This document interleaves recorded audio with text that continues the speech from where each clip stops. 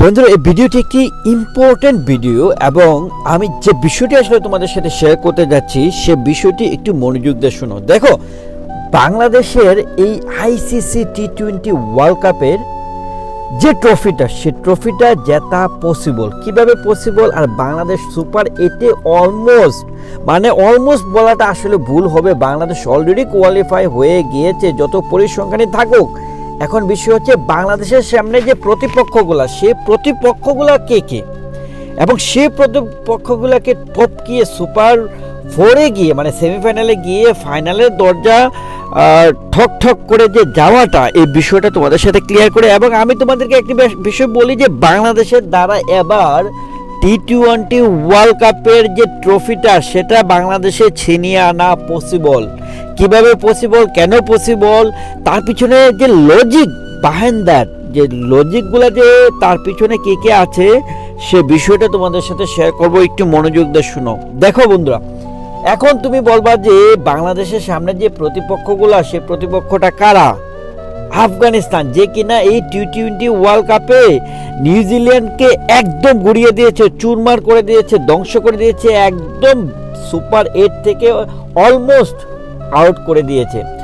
So এই আফ্রিকার কথা এই আফগানিস্তানের কথা যদি বলো, খুবই ব্রিলিয়ান্ট পারফর্ম করছে। অস্ট্রেলিয়ার কথা যদি বলো, অস্ট্রেলিয়া ইন্ডিয়ার মাটিতে ইন্ডিয়াকে যেভাবে ওডিআই ওয়ার্ল্ড কাপে হারালো, এবং অস্ট্রেলিয়ার যে বোলিং পারফরমেন্স, বোলারদের কথা যদি বলো, ব্যাটসম্যানদের কথা যদি বলো, ব্রিলিয়ান্ট পারফর্ম করে কিন্তু তারা আসলে ইন্ডিয়াকে তার নিজের মাটিতে হারিয়ে এসেছে, এবং টি-20 ওয়ার্ল্ড কাপেও ব্রিলিয়ান্ট পারফর্ম করছে।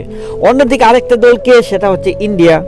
সো ইন্ডিয়ার কথা আর বলার কি প্রয়োজন আছে? পাকিস্তানকে যেভাবে হারালো, এবং ইন্ডিয়ার যে টি-20-র কথা যদি তুমি বলো, যে এত ব্রিলিয়ান্ট ব্যাটসম্যানরা আছে, বোলাররা আছে, স্পেশালি বুমরার কথা বলতে হয়। মানে বুমরা আসলে কি বলবো, যে তাকে ফেস করাটাই মনে হয় যে ইম্পসিবল একটা ব্যাপার হয়ে গিয়েছে এখন। সো এখন এই যে তিনজন স্ট্রং প্রতিপক্ষ, তাকে টপকিয়ে বাংলাদেশ কিভাবে আসলে সুপার 4-এ কোয়ালিফাই করবে, সে বিষয়টা কেন আমি বলছি যে পসিবল, এবং কেন বলছি এই বিষয়টা তোমাদেরকে ক্লিয়ার করি। দেখো, বাংলাদেশের ক্রিকেট হিস্ট্রিতে কখনো এইরকম বোলিং দাপট বাংলাদেশ কখনো দেখাতে পারেনি, কখনো পারেনি। মানে মুস্তাফিজ আইপিএল থেকে আসার পর, আইপিএলে যাওয়ার পর, ধোনির স্পর্শে আসার পর, মানে চেন্নাই সুপার কিংসের যাওয়ার পর থেকে যে মুস্তাফিজুর রহমান চেঞ্জ হয়েছে, মানে এক কথা আনপ্লেয়েবল। মুস্তাফিজ আনপ্লেয়েবল, তার সাথে সঙ্গী দিচ্ছে তাসকিন এবং সাকিব, এই তিনজন পেসার একদম বাংলাদেশের বোলিংটাকে কিন্তু দিয়েছে। মানে কি, এক কথা বলতে গেলে এখন যদি তুমি ইন্ডিয়ার বোলিংয়ের সাথে কম্পেয়ার করো, অস্ট্রেলিয়ার বোলিংয়ের সাথে কম্পেয়ার করো, আফগানিস্তানের বোলিংয়ের সাথে কম্পেয়ার করো, বোলিং পেস অ্যাকশনে কিন্তু আমরা কারোর থেকে পিছিয়ে নেই। মুস্তাফিজ কাকে বিট করবে? বুমরা মুস্তাফিজকে তুমি একই ক্যাটাগরিতে রাখতে পারো। এখন তুমি প্যাট কামিন্সের কথা বলো, তুমি মুস্তাফিজের সাথে একই ক্যাটাগরিতে তুমি রাখতে পারো। এবং বাংলাদেশের এখন মেইন যে আরেকটা অস্ত্র, সেটা হচ্ছে যে আমাদের যে লেগ স্পিনার, সেই লেগ স্পিনারের কারণেই এখন যেটা হয়েছে, যে বাংলাদেশ যেভাবে আসলে দাপট দেখাচ্ছে, মানে মোট কথা হচ্ছে যেভাবে আসলে দাপট দেখাচ্ছে, এটা কিন্তু সত্যি মানে একদম প্রশংসার দাবিদার। যেভাবে বাংলাদেশের আসলে বোলিং ডিপার্টমেন্ট যেভাবে আসলে একদম প্রতিপক্ষকে ঘায়েল করছে, সেটা কিন্তু এর আগে আমরা কিন্তু রিশাদ হোসেনের মতো কিন্তু লেগ স্পিনার ছিল না, বাংলাদেশের বোলিং ডিপার্টমেন্ট এত স্ট্রং ছিল না। এই বোলিং ডিপার্টমেন্ট নিয়ে বাংলাদেশ কিন্তু ট্রফিটা জেতার স্বপ্ন দেখতে পারে। এখন তুমি আমাকে বলতে পারো যে ব্যাটিং লাইন আপের কী হবে?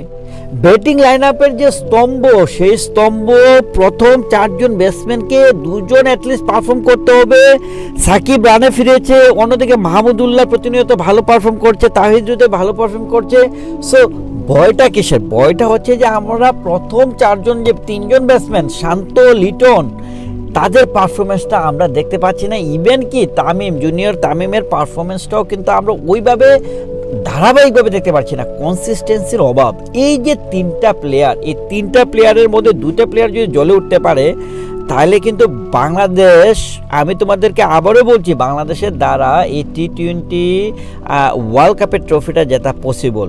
বন্ধুরা এই বিষয়টি দেখো, তুমি একটা ব্যাপার দেখো, বাংলাদেশে কিন্তু টিমে কিন্তু এখন কম্বিনেশন যদি তুমি খেয়াল করে দেখো, একদিকে হচ্ছে জুনিয়র তামিম, তার সাথে আছে হচ্ছে লিটন দাস, 3 নম্বর আছে শান্ত, 4 নম্বর আছে সাকিব, তাহিদ হৃদয়, মাহমুদুল্লাহ, আরও 2জন ব্যাটসম্যান কিন্তু আমাদের সাথে আছে, অনেক আছে, সাথে আছে আমাদের অলরাউন্ডার রিশাদ হোসেন। সো আমাদের কিন্তু 8জন ব্যাটসম্যান নিয়ে আমরা নামছি।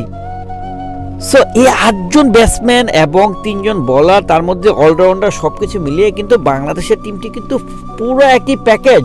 এই প্যাকেজ হচ্ছে এরকম, যেরকমটা আমি মাঝে মাঝে এক্সাম্পল দিই, একটি বার্গারের সাথে ফ্রাইজের সাথে ক্যাচআপের সাথে তুমি ড্রিঙ্কস, তো সব কিছু মিলিয়ে কিন্তু এক কথায় এত ব্রিলিয়ান্ট টিম কিন্তু তুমি বাংলাদেশে কখনোই আর দেখোনি। সত্যি কথা, একটাই উইক সাইড, সেটা হচ্ছে যে আমাদের প্রথম 3জন ব্যাটসম্যান, মানে শান্ত যদি একটু ফর্মে ফিরতে পারে, লিটন যদি একটু ফর্মে ফিরতে পারে, তাহলেও কিন্তু বাংলাদেশকে হারানো কোয়াইট ইম্পসিবল হবে। বন্ধুরা আমি বিশ্বাস করি আফগানিস্তানের পারফরমেন্স যতই ভালো হোক, ইন্ডিয়ার পারফরমেন্স যতই ভালো হোক, অস্ট্রেলিয়ার পারফরমেন্স যতই ভালো হোক, বাংলাদেশ প্রত্যেকটা টিমকে হারানোর মতো যোগ্যতা রাখে, কম্পিটেন্সি তাদের মধ্যে আছে। শুধু একটু দরকার কনফিডেন্স, মনোবল, এবং সত্যি কথা বলতে গেলে সাকিব ভাইয়ের ফিরে আসাটা আমাদের জন্য বিশাল বিশাল বিশাল একটি প্রাপ্তি। সো আমি বিশ্বাস করি এই যে সিনিয়র প্লেয়ার মাহমুদুল্লাহ, সাকিব আল হাসানের সঙ্গে একযুগ হয়ে শান্ত যদি আসলে